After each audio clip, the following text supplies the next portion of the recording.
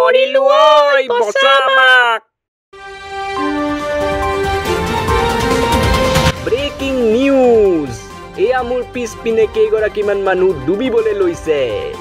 এয়া চাওক আমাৰ টেলিভিছন স্ক্ৰীনত, তেখেতসকলে চিঞৰি আছে সহায় বিচাৰি, আৰু আমি তেখেতসকলক ডুবা ভিডিঅ' ৰেকৰ্ড কৰি আছো। দাদা দাদা, এইবাৰ বানপানী হোৱাই আপোনাৰ কেনেকুৱা লাগিছে? আপোনাৰ অনুভৱ আমাক অকণমান জনাওকচোন। অনুভৱ? মোৰ বহুত ফূৰ্তি লাগিছে দেই বানপানী দেখি, একেবাৰে নাচো নাচো লাগি গৈছে।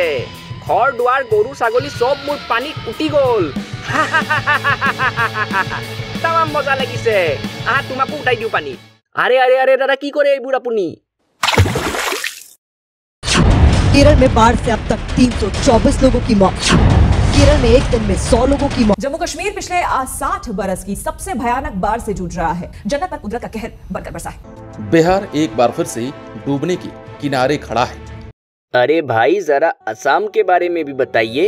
वहाँ भी इस साल 2022 में लाखों लोग अपने घर से बेघर हुए हैं बाढ़ की वजह से। कितने लोगों की जाने गई है भाई। असम कहाँ है ये? कहाँ है ये? कहाँ है ये?